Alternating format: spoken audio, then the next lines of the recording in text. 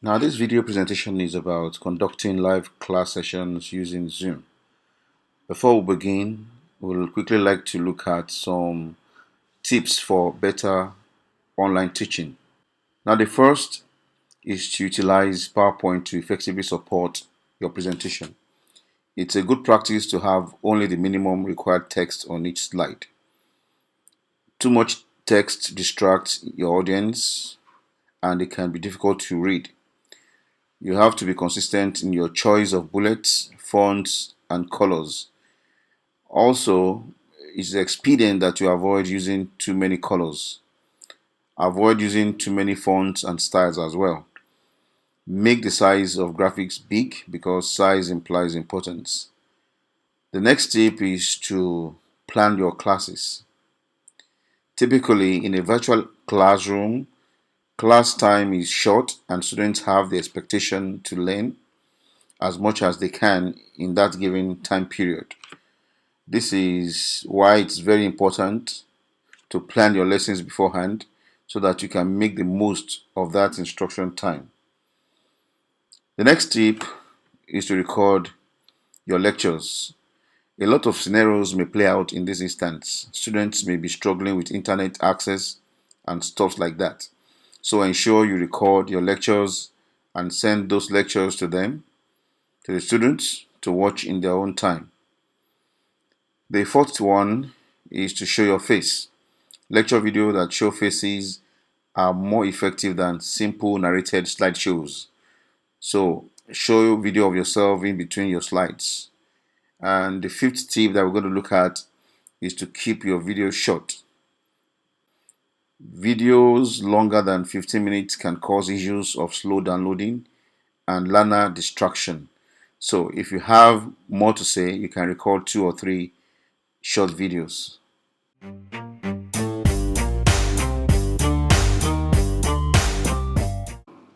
This video tutorial is going to show us how we can teach live class sessions with Zoom.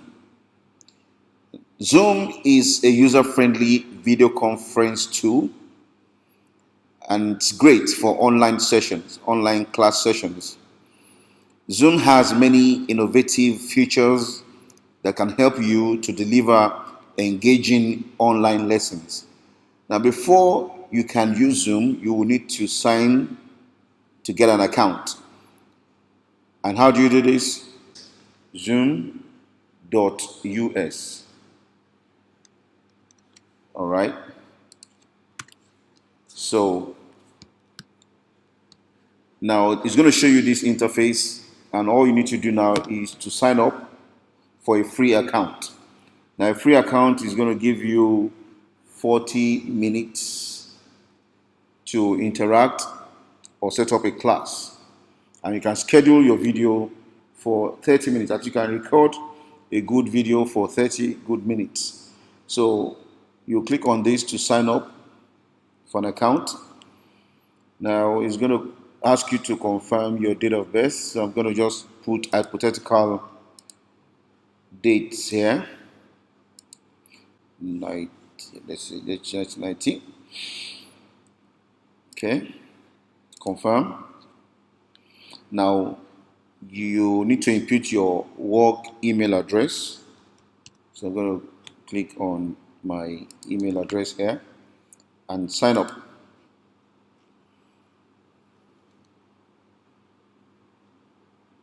All right, so it has sent a notification to my email address. So here's my Unilag email box, and I will need to click on this to activate my account. So my account is activated, and it has brought me to this interface. Welcome to Zoom, and it has recorded this email has been associated with my Zoom account, and I need to just type in my details, password,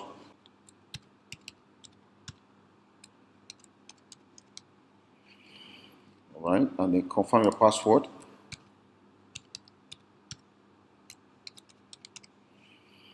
You signing up on behalf of a primary or secondary institution. Okay, just click on nope and click on continue. All right.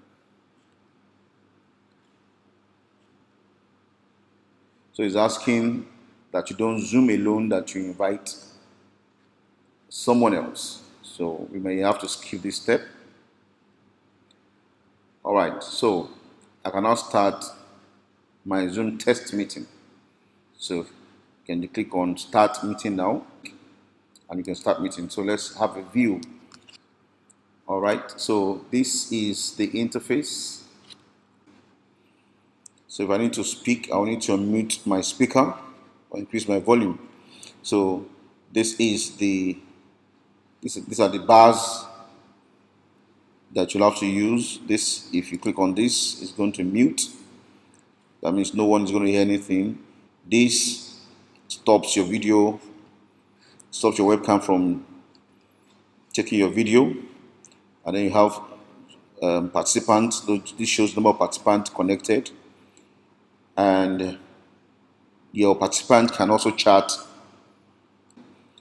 And when you want to present, all you need to do is click on this share screen and you start presenting. All right, so after the setting the ground rules, students have come in and you want to start your presentation, your lecture recording. Of course, you can click on the record button and you start recording and you have reactions here.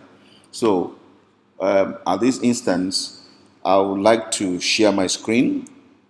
Now I've put some lectures together in PowerPoint, which I want to share to all the participants.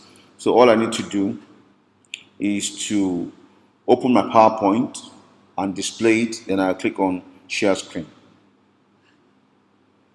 All right, so this is my screen. Now, if you click on desktop, then of course you're going to share everything on your desktop. And if you click on this, you're going to capture only the PowerPoint. So, but it's advisable that you click on desktop so that you can capture everything, even in case you want to display every other thing aside from the PowerPoint. So you just click on desktop, and here it is. So I have my presentation for the students. This is what I want to teach. All right. So of course your bar is still there. So when you want to start speaking, you unmute this, and of course you can start your video so that they will see you. And of course this shows number of participants. Now this is, if you want to pause sharing, you click on this to pause it, and this stops sharing. Now at this instance, I've not yet started my video recording. So to record my video, all I need to do is just click on this more button and I'll click on record. So once I click on record, it start recording. And I think this is the actual time that it will be needed. So every other preamble, when students begin to come in, when you welcome them to the class, you may not need to record that. But at the time you want to start recording, you just click on the record button. So this is my presentation that I want to bring forward to the students that I want to teach. And I can start putting my narrations. Bioinformatics is a fast evolving domain. You can go on and begin to speak to your slides. And once you're done, you would stop sharing, click stop sharing, and get back to the gallery where you have all the students. And by the time you are done with the presentations with the class, you click on end and end meeting for all. So by the time you end meeting for all, you see that the session would be recorded. So it's going to leave you with audio and also audio video capture of your course content. So we are waiting for it to convert. So it's converted right now. And I can save my recording. So click on save. And these are my recordings. So this is the audio only. And this is the audiovisual recording. So if I click on this, it will start playing. So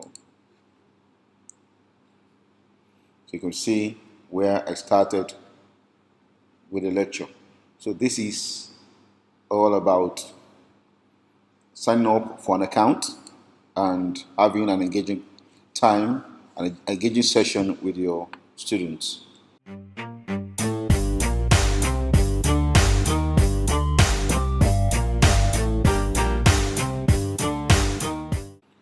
So the next thing we want to look at is how to download the application. The Zoom application can run either through your browser or through an app. So if your interest is having the app on your system, then of course you need to download the app. So you go to zoom.us/download. So when you hit the enter button, you will see the download button for the Zoom client. So of course the Zoom client for meetings will download automatically, but you can also do a manual download here. So you click on this download button, and once you click on the download button, you begin the installation. So this is my Zoom app, and you could see that from the app I can join a meeting if I have a link. So once I have the app and I have a link to a meeting, all I need to do is just click on the link, and that initializes this app to come up. Of course, I could also sign in to schedule a meeting. So the account I just created, which is my Unilag email,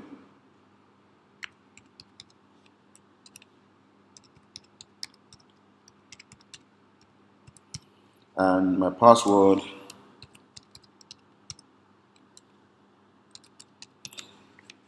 and I could just click on sign in. So I could click on sign in, and automatically you see these four icons. So I can schedule a meeting, I can share my screen automatically, or I can join a meeting. And of course, this is the gear icon.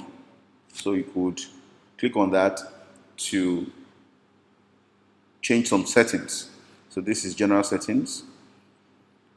Enter full screen when starting or joining a meeting. Ask me to confirm when I am leaving a meeting, which is usually the case. So when you click on video, so these settings are for video. It's there for the video.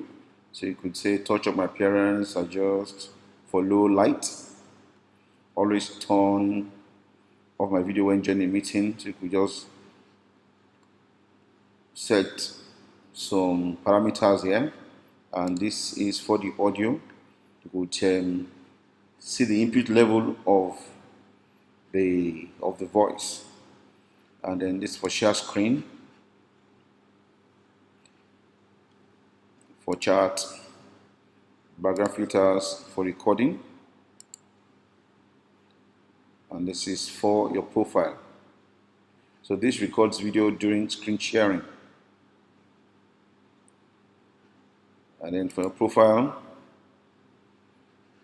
you could click on edit my profile to edit your profile. You could view advanced features here, and of course statistics. This talks about the overall audio, video, and screen sharing statistics. You have a keyboard shortcuts and accessibility. One thing that is very, very interesting here is that you could change so many settings. You could adjust them to your specifications. And of course, I'm back to this interface. So if I need to schedule a meeting, so if I need to have a class with my students, I need to schedule a meeting, so click on schedule. And of course, you will see it says that I am having a Zoom meeting, and this is the date and time. You can change this time to reflect when you are supposed to come on with your students. And of course, you have the time zone, which is West African time zone. Now, if you're going to be having the classes at the same time every day, then of course you could click recurring meetings. Now, for meeting ID, you have two options: generate automatically and personal meeting ID. Always use the automatically generated meeting IDs. For security reasons, do not use your personal meeting ID for real-time sessions with students.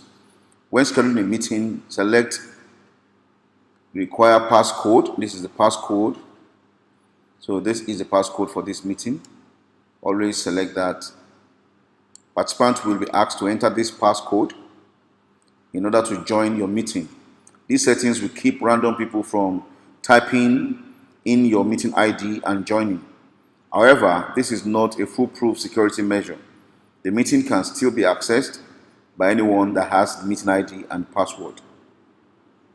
Now, as regards waiting room, when you check this box, then of course you are asking that users are admitted into a waiting room. So what it means is that you must enable waiting room. It's a good option because the waiting room is a virtual area where participants are held outside the meeting room. When it is enabled, the instructor or the host controls when participants join the meeting and can admit attendees individually or hold all attendees or students in the virtual waiting room and admit all when ready to begin. Now, as regards the video, so this is saying that the video of the host is off and all participants are off before they join. And this scheduling synchronizes with either the Google Calendar, the Outlook, or other calendars. So you may leave it as other calendars. And under advanced options, allow participants to join anytime. This may not be okay because students can be coming in while the lecture is going on.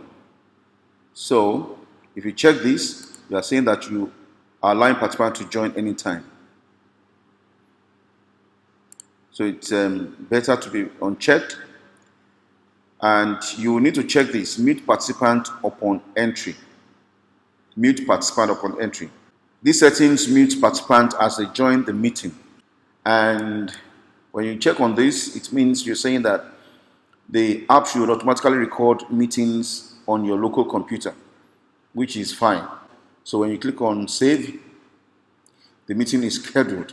So my meeting has been scheduled. All I need to do is to click on this to copy the invitation and send to students.